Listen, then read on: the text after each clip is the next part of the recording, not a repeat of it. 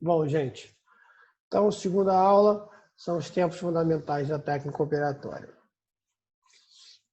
Esse termo, ele já está sendo um pouco deixado de lado, né? Mas a mesa cirúrgica ainda é montada desta forma. O que são os tempos fundamentais? Diérese, hemostasia e síntese. Alguém sabe o que significa cada esse termo? Ou quer chutar?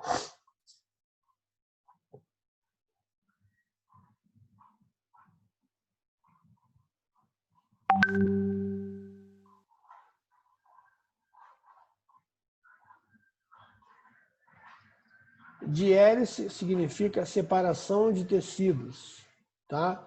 Não confundam com corte. Por quê?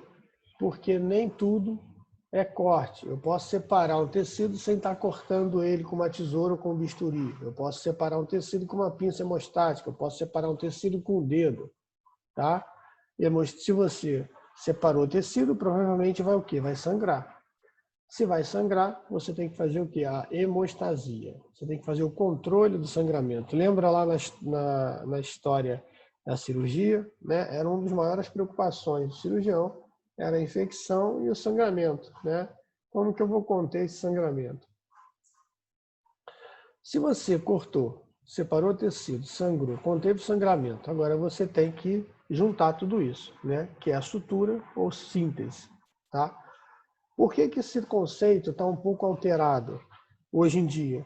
Porque hoje eu tenho materiais e instrumentos que eles fazem a dissecção de tecidos ou a separação de tecidos e a hemostasia junto, né? Que são os bisturis elétricos, são os bisturis ultrassônicos, né? Então eu consigo separar um tecido promovendo a hemostasia, que é o ideal, né?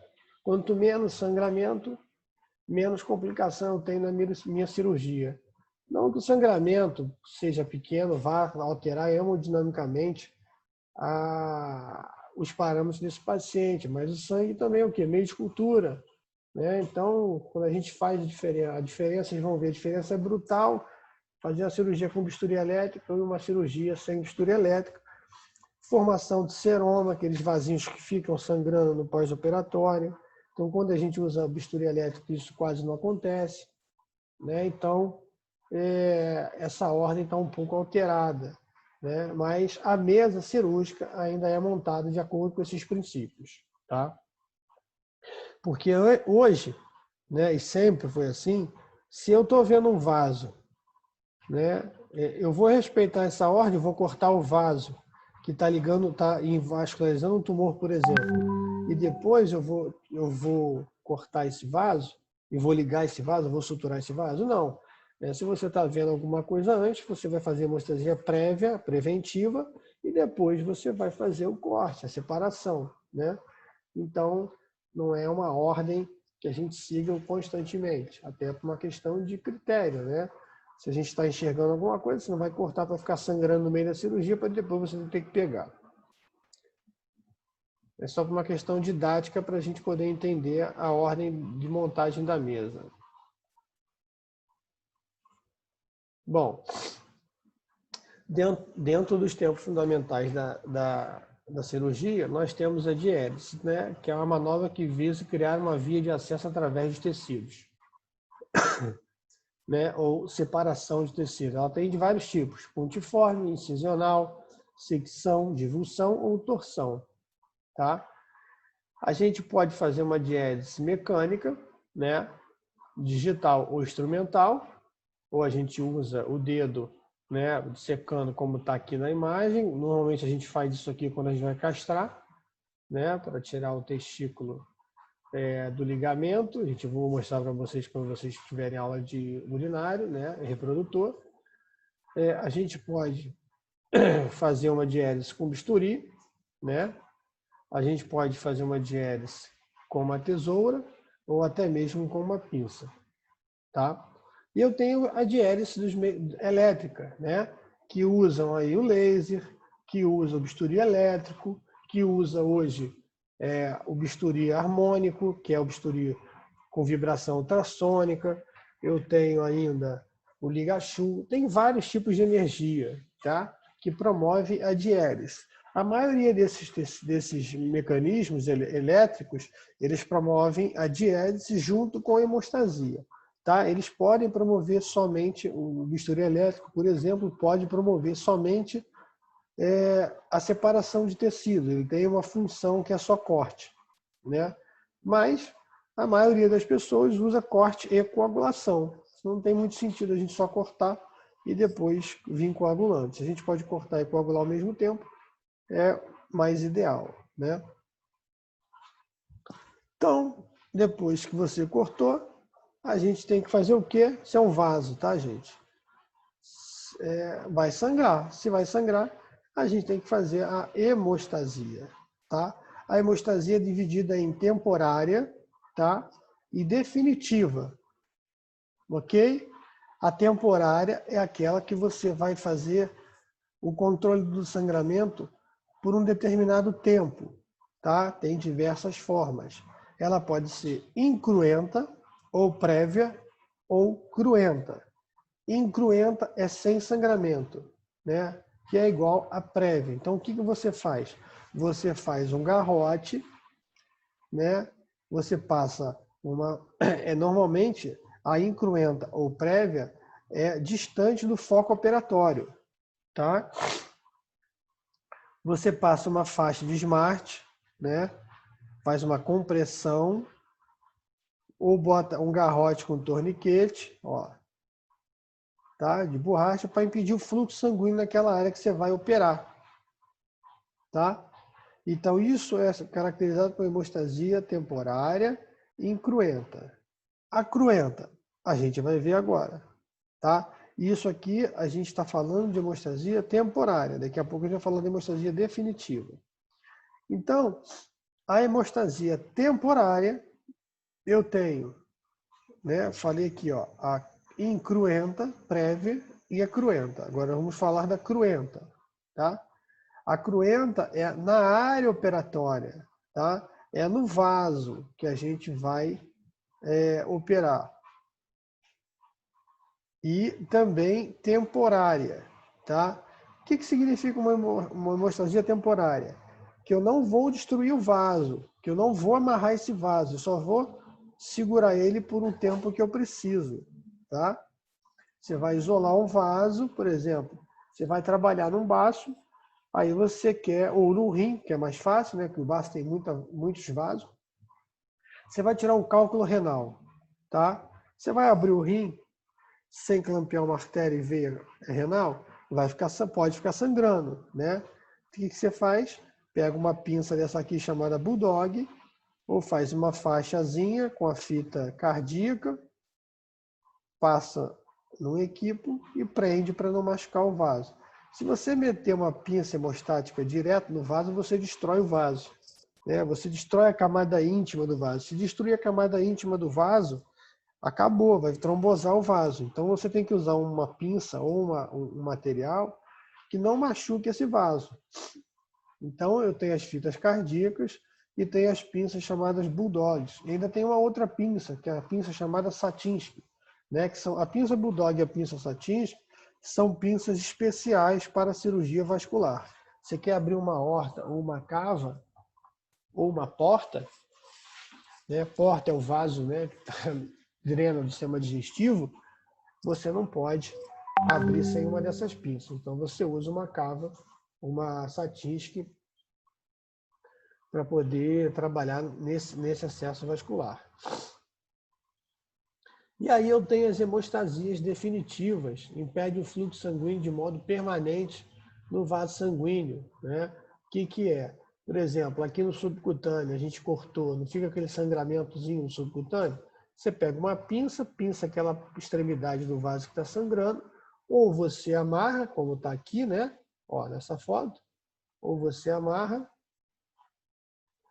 com a pinça hemostática, você vai pegar a ponta do vaso, pinça a ponta do vaso com a pinça hemostática, passa o fio e amarra. A gente chama isso de ligar, tá?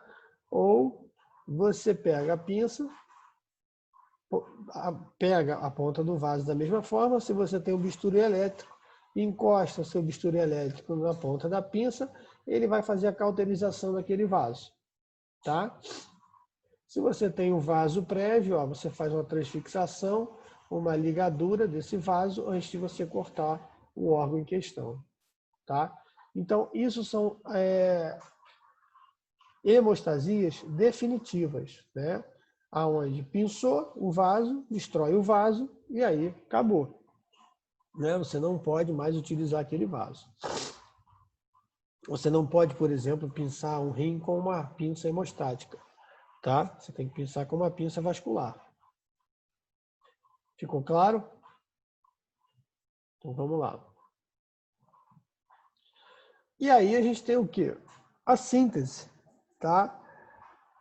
Bom, a síntese, a gente vai ter uma aula só de sutura, tá? Só de fios de sutura, porque é a parte mais importante da técnica cirúrgica, é conhecer os tipos de fios, tipos de materiais.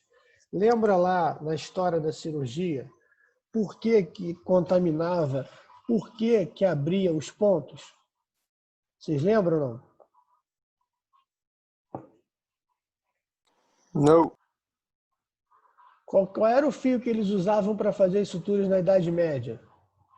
Tinha fio específico para cirurgia ou eles usavam os fios de costura roupa? Acho que de costurar roupa. Você acha que se você usar um fio para costurar roupa hoje, vai dar complicação? Provavelmente sim. Por quê? Vai infeccionar. Porque Por conta da... Não é um material estéril. isso, o fio não está estéreo, né? E tem uma característica desse fio. Antigamente eles usavam linho, né? Vocês já viram como o linho é bem poroso, né? Essa característica a gente chama de multifilamentar. Ele tem vários filamentos, então as bactérias, as secreções, elas se acumulam ali. E é por isso que arrebenta se a gente usar esse tipo de fio.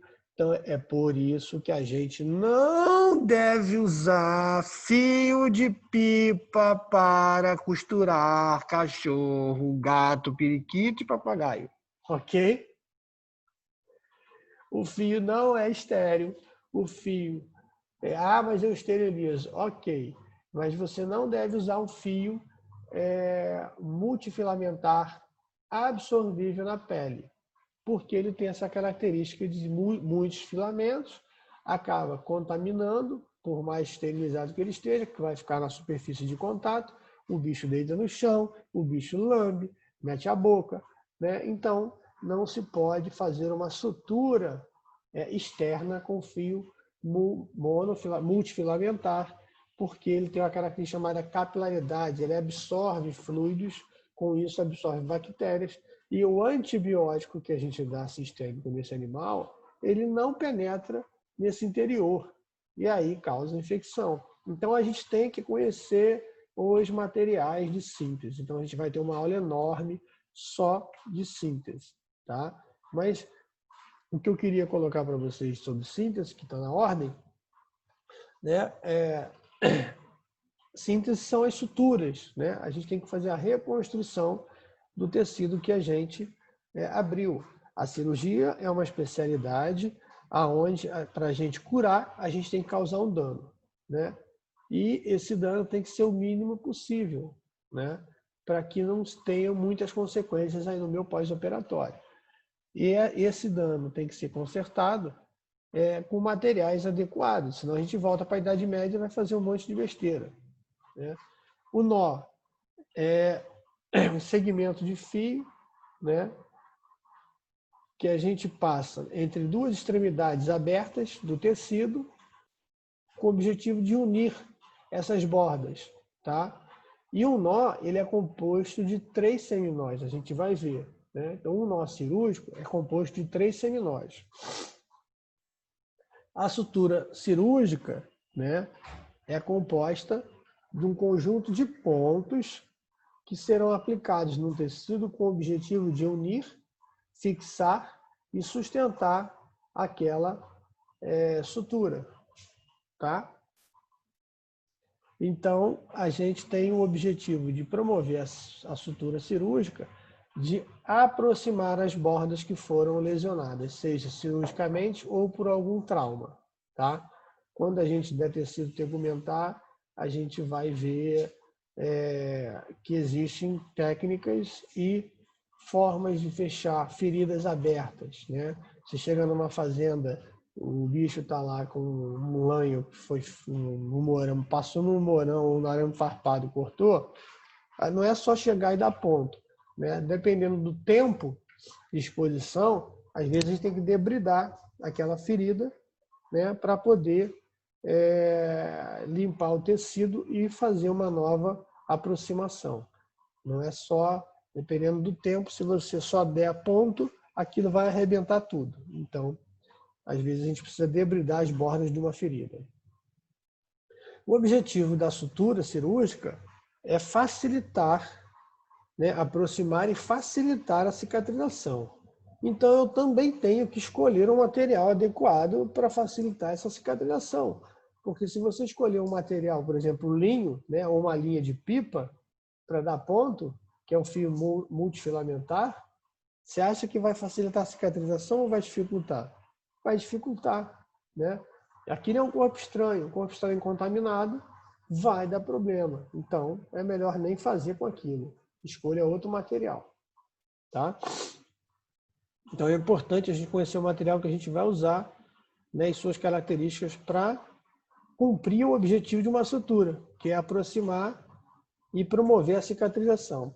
Então, o que eu estava falando aí para vocês, né, do nó cirúrgico, né, vamos voltar para o nó cirúrgico, porque vocês vão ter que aprender a dar o nó de cirurgião, né? Não quero que ninguém aprenda olhando para essas imagens, porque já é difícil olhando a gente fazer. Eu vou disponibilizar alguns vídeos para vocês treinarem, para quando a gente fizer as práticas, vocês já têm noção e a gente ganha tempo.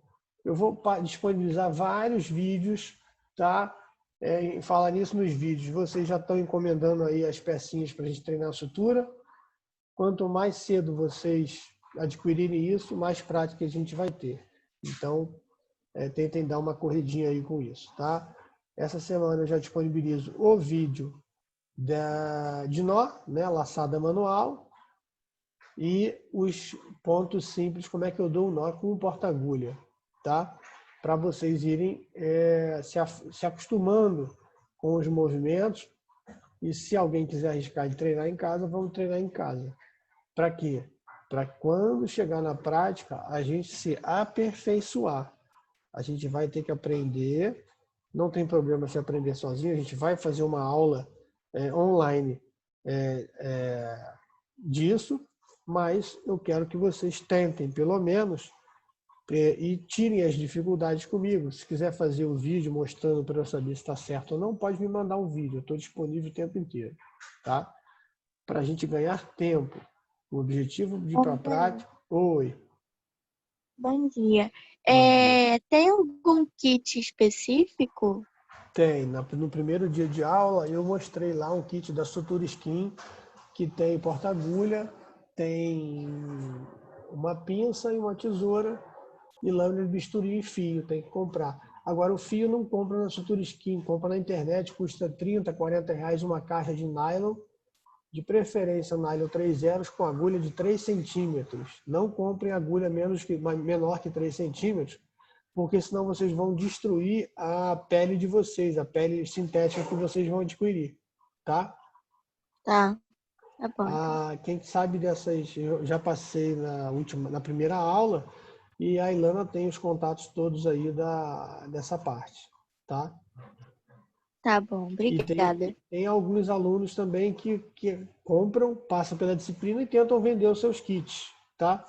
Quem não quiser comprar, o porta-agulha vai ter que comprar, né? Porta-agulha, pinça. Na internet tem uns vídeos que dá para a gente fazer uma pele sintética, com gelatina, com glicerina, tá? Fica bem bacana também. Não é a mesma coisa, mas dura menos, mas de qualquer forma é bem mais barato. Você gasta aí para fazer um kit de uma pele sintética dessa, uma gelatina que é 4 e pouco, glicerina R$16, uns 20 reais, tá? Então dá para fazer aí, quem quiser fazer com glicerina. Só tem que olhar na internet a proporção que eu não lembro de cabeça. Professor, Oi. Você falou também de esponja, não falou? Também tem a esponja de lavar louça que dá para usar também, tá? Quem quiser treinar em casa, pode treinar com língua de boi, pode treinar com pele de frango, né, com sobrecoxa de frango, tocinho de porco. Tem vários materiais, né, para treinar. O importante é treinar, é tentar fazer alguma coisa para que vocês em casa, tenta fazer sozinho e depois me mostra, que aí a gente vai corrigindo, tá? O importante, gente, é saber isso aqui, ó. Deixa eu ver se tem aqui nessa página. Eita. É segurar o material de forma adequada, para não dar complicação, tá? Senão, por quê? Eu vou lutar com vocês, porque a tia do colégio ensinou a vocês a segurar a tesoura com os dedos errados. E aí na cirurgia eu tenho que ficar corrigindo vocês, brigando com 20 anos de experiência de vocês, cortando papel da maneira errada. Bom, a gente tem porta-agulha, né? Esse é um porta-agulha de Mathieu, mas a gente quase não usa. O pessoal de grandes que gosta de usar esse porta-agulha, porque dá mais firmeza. A agulha, a gente vai ter uma aula só disso, né? E percebam que tem um triângulozinho aqui. Toda vez que tiver um triângulozinho, né, a caixa do fio vem dessa forma, né? As especificações, o número do fio, o tamanho do fio, né? O diâmetro do fio, o tamanho do fio. E aí quando vem esse triângulozinho, eu sei que a minha ponta é cortante, né? Tem essa parte que é mais achatada, então é aqui que você pode segurar. Não pode segurar na ponta, porque senão você vai tirar o corte da agulha, e nem pode segurar nessa parte redondinha. Essa parte redondinha é onde prende a agulha. Se você amassar o porta-agulha aqui, vai soltar o fio. Então, é no terço médio que a gente segura a agulha, tá? Bom, as suturas, elas são divididas, né, por planos, né, e por profundidade. As suturas superficiais são as suturas de pele. As suturas profundas são as suturas de musculatura, peritônio, aponeurose, né, as suturas internas, na verdade. Tá? Então, a gente classifica quanto à localização e quanto aos seus planos anatômicos. Eles podem ser superficial e profunda. Pode ser plano a plano ou pode ser em massa. Uma sutura em massa é quando pega todos os planos, tá? E uma sutura plano a plano é quando você sutura, por exemplo, peritônio, aponeurose e pele, subcutâneo e pele, tá? Aqui é uma sutura em massa. A gente não usa essa sutura para fazer um fechamento de cavidade, claro, tá? Mas não se confundam quando a gente estiver falando em intestino, tá? Em intestino, a gente tem sutura em planos, tá? Mas é diferente porque eles têm várias camadas, né? No intestino, a camada que serve para o cirurgião é mucosa, cera muscular e serosa. Então, a gente pode fazer suturas por planos, né? E a gente deve aprender a fazer essas suturas por planos, porque ela vai de acordo com o fio que a gente vai usar, tá? Cada fio tem uma característica, a gente vai ver isso na aula. E eu tenho que conhecer as agulhas também. Eu tenho agulhas de 1/4, 3/8, de 1/2, 5/8. Isso significa, e a agulha reta, a circunferência da agulha, tá? Quanto mais circular, maior o movimento que eu tenho que fazer de rotação com o punho para acompanhar a passagem da agulha sobre o tecido. Esse é o porta-agulha de Maillegar, tá? É o que normalmente todo mundo usa. E aí a gente na aula de sutura vai ver como é que é a forma correta de segurar esse instrumento. Então tá aí, ó. Em grandes animais a gente tem esses agulhões, tá? Normalmente não são montados os fios, a gente tem que montar, né? E para pequenos animais, a gente tem as agulhas chamadas Certix, que são as agulhas já montadas, tá? Olha aqui, ó. Isso é um fio multifilamentar, tá vendo que ele tem vários filamentos enrolados? Tá? Então, provavelmente, esse fio aqui, para usar em partes internas, não é para usar em parte externa, tá? E nós temos também, aí a gente só vou comentar, não precisa decorar muito essa parte, a classificação dos fios quanto à sua estrutura, né? Fios absorvíveis, fios inabsorvíveis. Os absorvíveis eu tenho orgânicos e sintéticos, tá? Os inabsorvíveis eu tenho orgânico, por exemplo, orgânico é o Scatgu. Os sintéticos eu tenho os monofilamentares, que é o poligliconato, polidixanona. Multifilamentar eu tenho ácido poliglicólico, poligalactina. E os inabsorvíveis eu tenho orgânico, sintético, mistos e minerais, que são os fios de aço. Orgânicos eu tenho seda, eu tenho nylon, os mistos poliéster e polipropileno, algodão e poliéster, e tenho fio de aço. Tá? Fio de aço normalmente é usado para cirurgia ortopédica ou para fechar tórax. Bom, aí nas suturas, o que é uma sutura? A sutura é a técnica de aproximar as bordas da ferida. A gente tem diversas. E temos as suas funções também, né? Eu tenho as classificações da sutura como permanente, eu tenho a classificação, ela pode ser temporária ou definitiva. Definitiva normalmente são as suturas internas, tá? Temporária são as suturas de pele, a gente vai precisar tirar os pontos, né?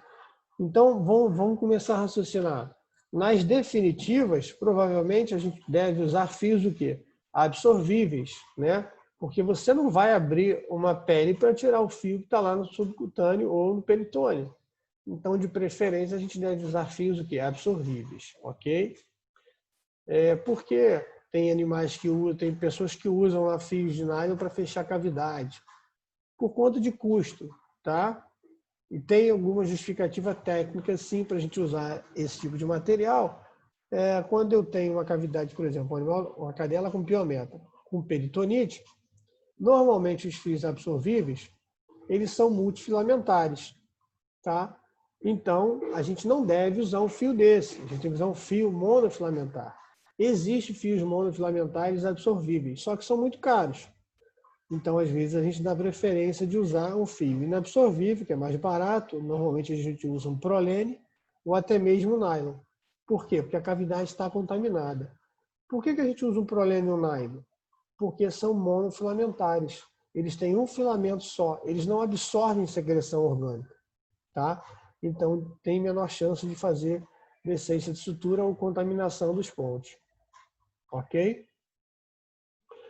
A gente tem quanto à sua permanência, quanto à sua função, né? Então, o fio tem a função de coaptação das bordas, de sustentação quando o tecido ele está mais afastado, né? Percebam aqui que a coaptação é feita com ponto simples, tá?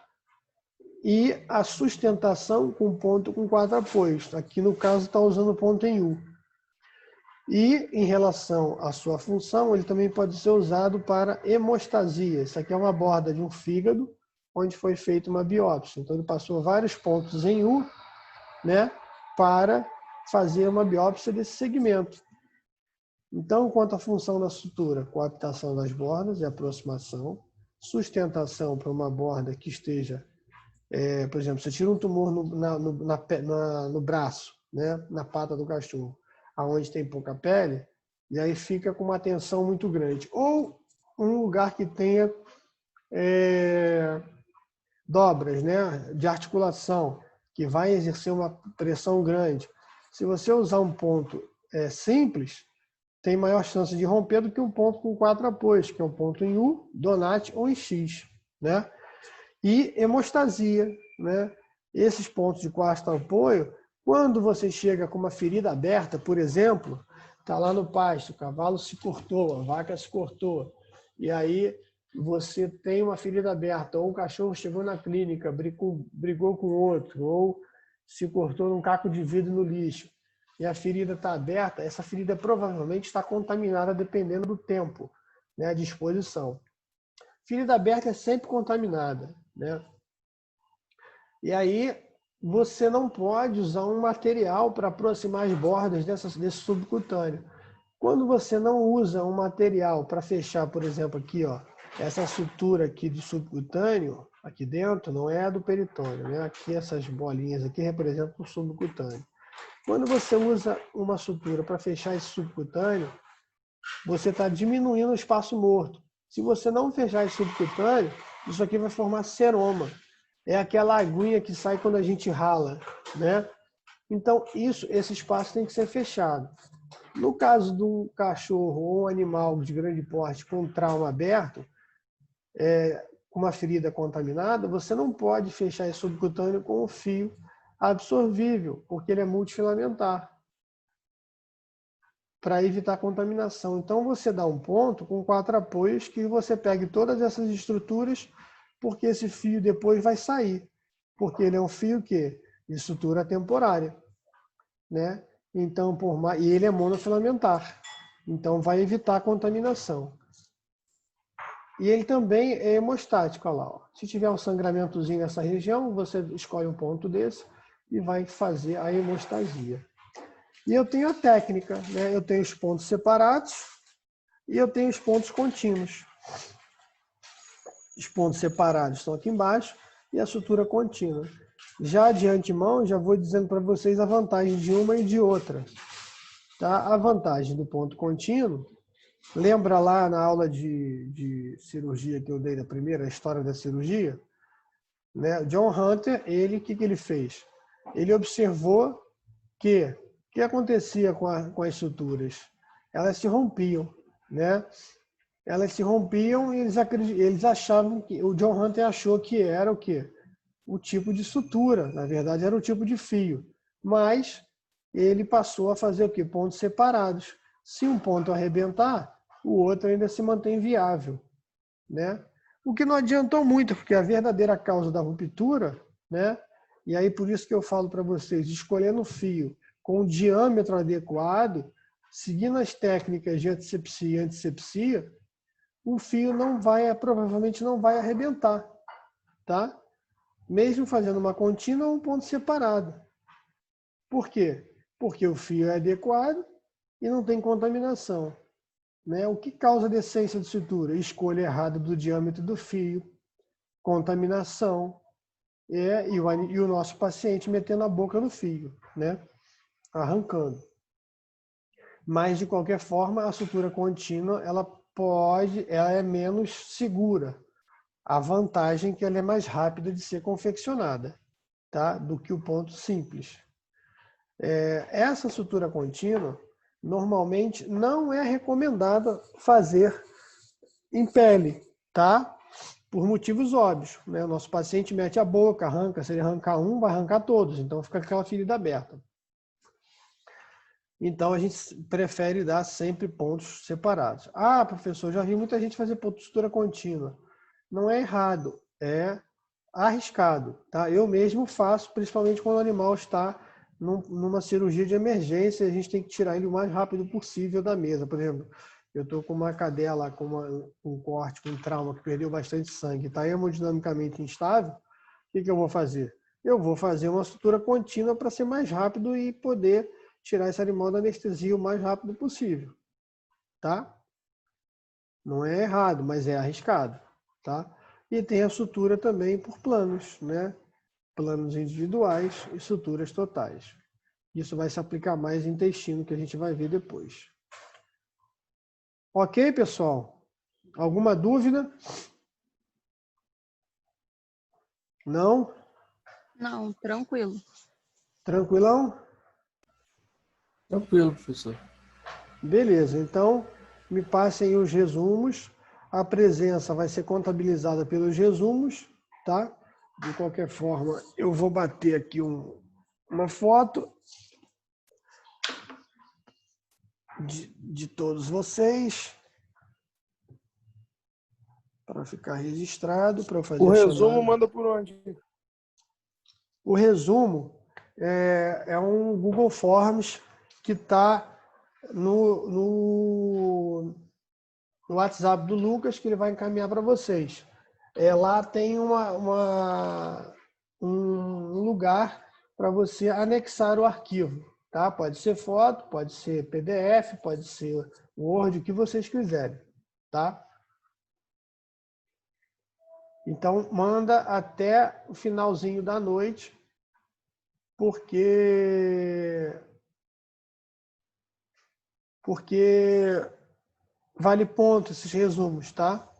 Quem não mandar hoje não vai valer mais ponto, mas se quiser mandar só para continuar estudando, não tem problema, pode mandar que eu corrijo. Bom, quem chegou atrasado aí não tem problema, tá? Eu vou passar essa aula já para o Lucas e a aula passada também para poder assistir, copiar e fazer o resumo. Tá bom? Não tem problema, a gente entende ainda mais hoje que está chovendo, problema da internet. Beleza?